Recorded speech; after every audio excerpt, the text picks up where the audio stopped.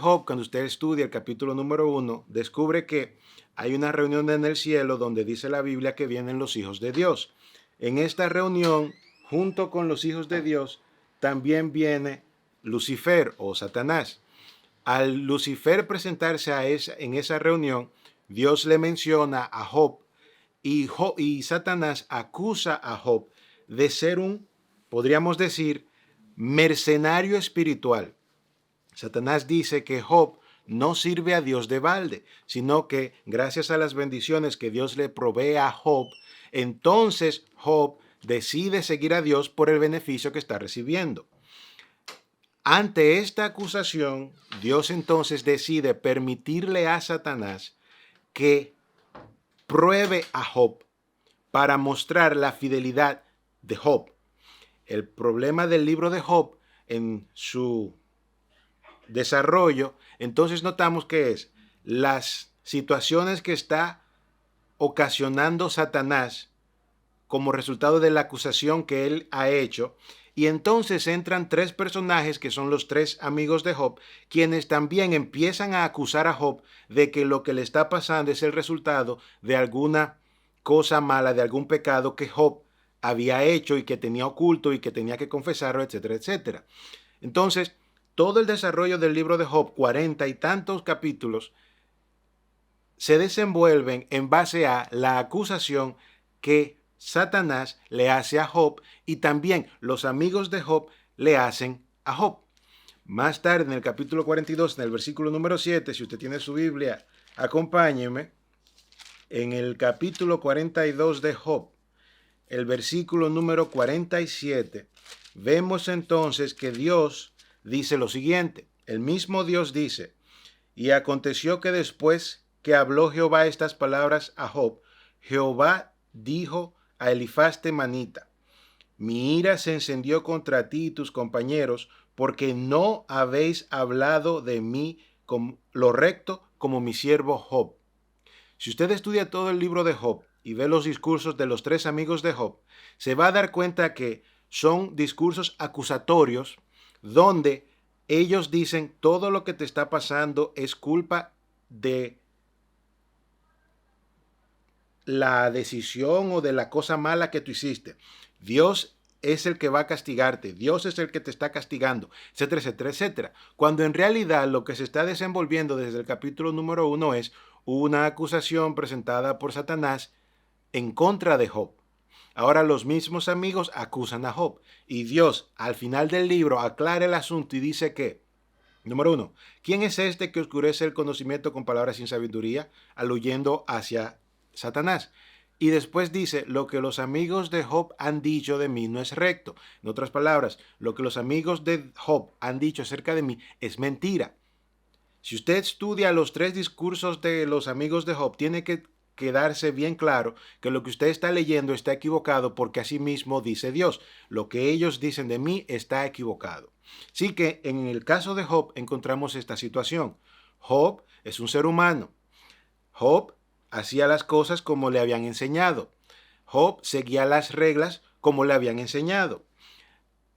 Satanás acusa a Job y esa acusación crea una cadena de circunstancias negativas que afectaron la vida de Job.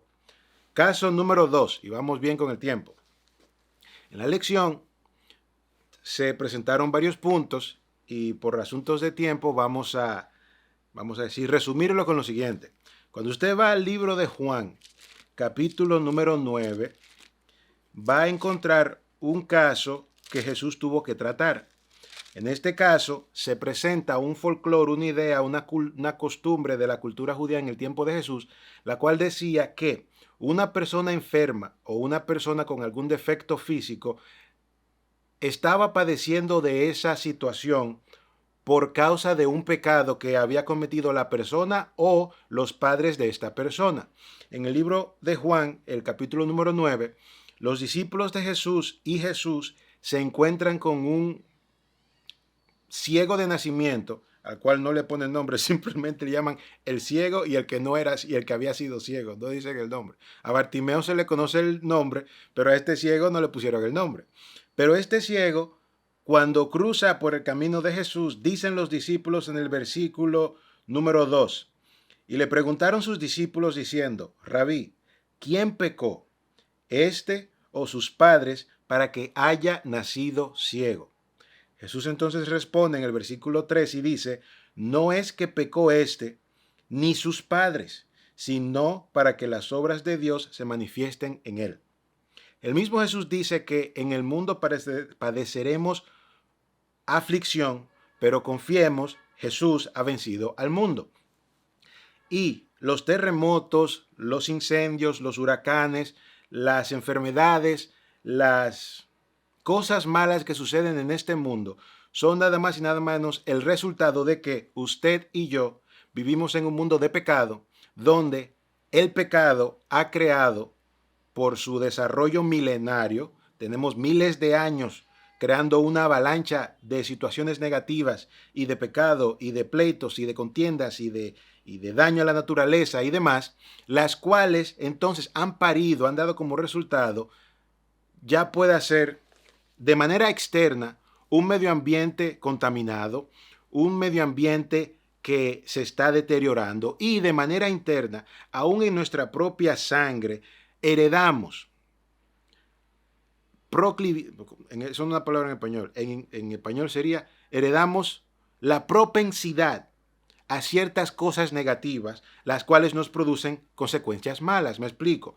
Hay personas que, por virtud de la sangre que llevamos dentro, puede que se sientan atraídos a cierto tipo de actividades no sanas, a cierto tipo de actividades no positivas. Hay personas que, por la sangre que llevan, por los genes que han heredado, lamentablemente al nacer en este mundo de pecado, son más propensos a ser víctimas de una enfermedad. Me explico. En la universidad me sorprendí cuando tenía una compañera, tenía dos en realidad, compañeras de 18 y 19 años, muchachas jóvenes que comían bien, que no tenían aparentemente ningún tipo de hábito malo en el comer y no estaban en sobrepeso ni nada, pero habían heredado una situación rara que le había causado entonces una diabetes, la cual ella todos los días tenían que ponerse insulina.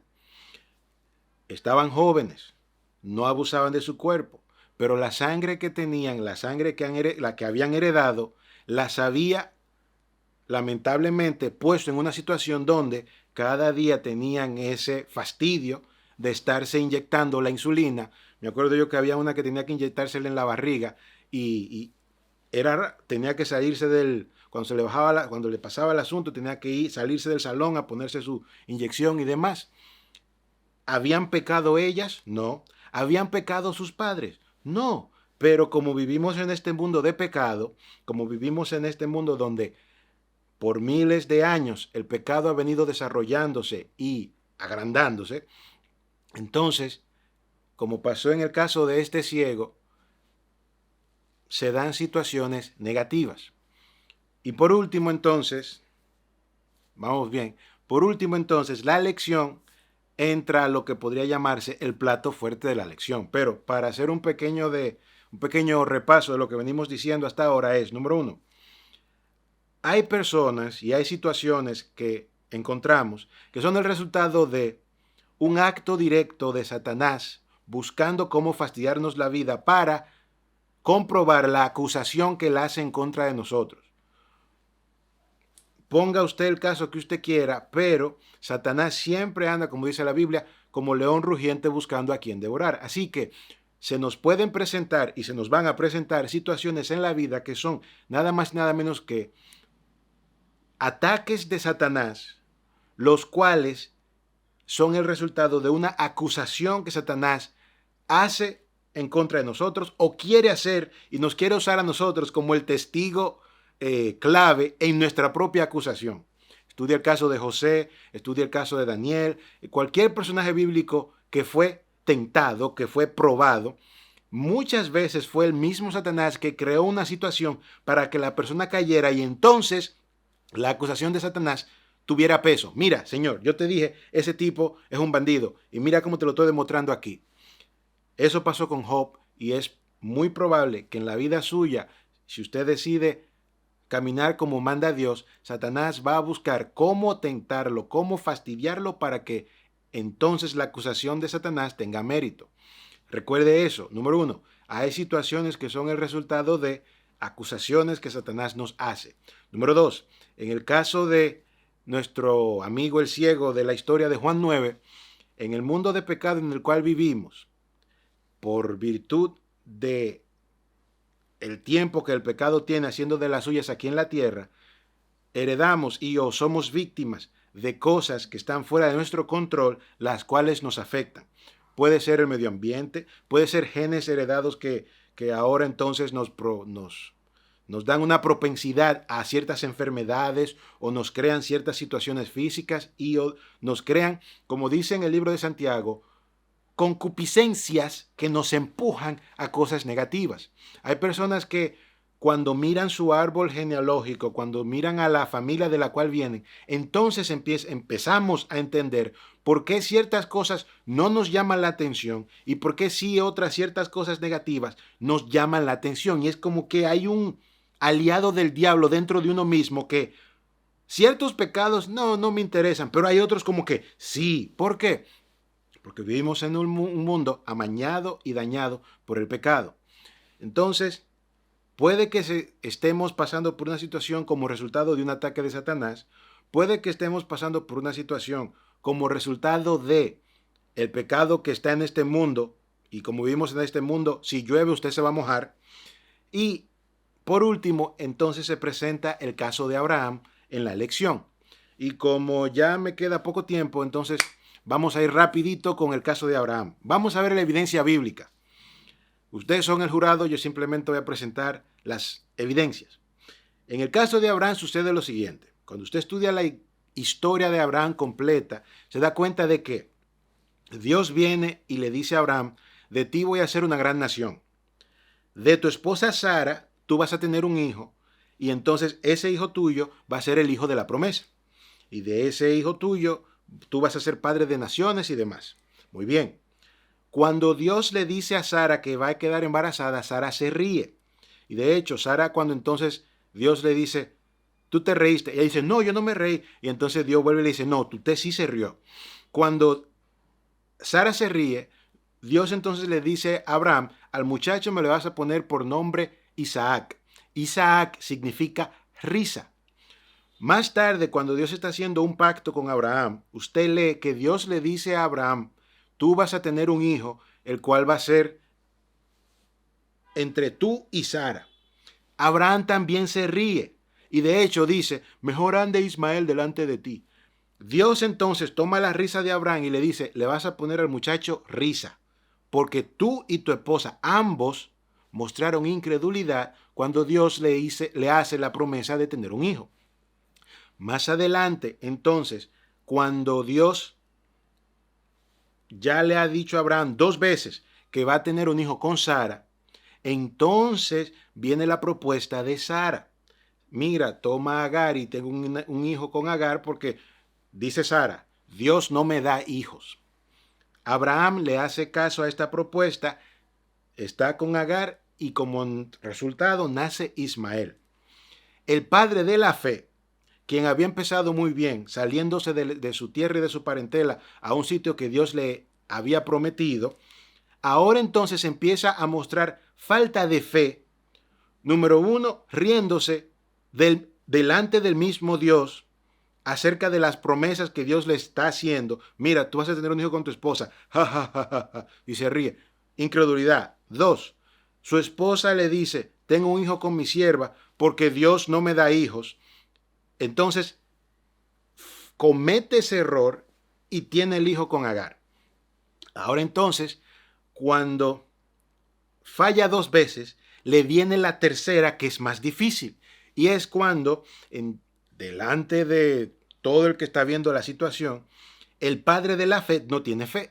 Y ahí viene la prueba cuando le dicen, toma a tu hijo Isaac, a tu único, y llévalo delante de un monte y ofrécemelo en sacrificio. Abraham no entendió y tal vez no sabía que cuando fallamos en la primera, la segunda es más difícil. Y cuando fallamos en la segunda, la tercera es todavía más difícil. En el caso de Abraham, para no hacer larga la historia, La razón por la que Abraham tuvo que subir al monte y ser probado de esa manera fue el mismo Abraham por su incredulidad. ¿Cómo es que el padre de la fe se ríe en la cara de Dios cuando Dios le hace una promesa? ¿Cómo es que el padre de la fe no confía en Dios y prefiere manipular las cosas, rompiendo su matrimonio y teniendo una extra esposa para que con otra mujer que no fue la que Dios le prometió, él entonces tenga un hijo? Como resultado de estas acciones de Abraham, Abraham tuvo que enfrentar una prueba todavía aún mayor. En conclusión, porque ya se me acabó el tiempo y me pasé por un minuto. En conclusión, en la lección de esta semana encontramos 3 escenarios, los cuales se ven en la vida de cada uno de nosotros. Escenario número 1, por lo cual suceden situaciones o circunstancias negativas en nuestra vida. Número 1, acusaciones y ataques de Satanás, como pasó en el caso de Job y como pasó en el caso de otros personajes bíblicos a los cuales Satanás buscó la manera de fastidiarlo, incluyendo al mismo Jesús. Número 2, situaciones que se presentan como resultado de un mundo de pecado, el cual está gritando y gimiendo, como dice la Biblia, que la naturaleza gime por cómo hemos abusado, ya sea de nuestros cuerpos o de nuestro medio ambiente. Y como resultado entonces tenemos o inundaciones o terremotos o fuegos o huracanes o enfermedades o demás cosas que nos afectan, ya sea por herencia genética o por medio ambiente donde estamos. Y número 3, como en el caso de Abraham, hay situaciones que se nos presentan como resultado directo de decisiones y estrategias que elaboramos en el pasado y hoy en día están pariendo como resultado consecuencias y situaciones que son dolorosas. Por ejemplo, si usted tiene una situación negativa que está pasando en su vida, es imperiosamente importante que usted se detenga y se pregunte, esto me está pasando por una decisión que yo tomé en el pasado y ahora como resultado estoy teniendo esta situación.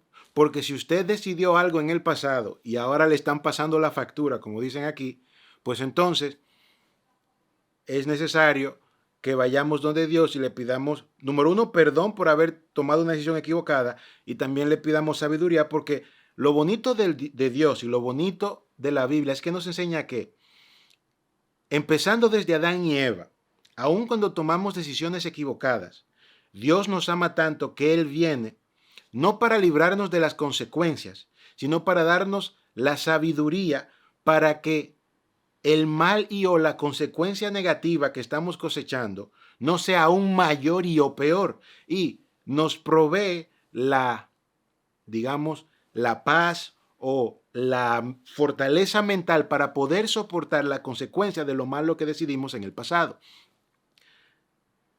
En conclusión, porque ya sí se me acabó el tiempo, en conclusión, cada situación que nos ocurre tiene una causa.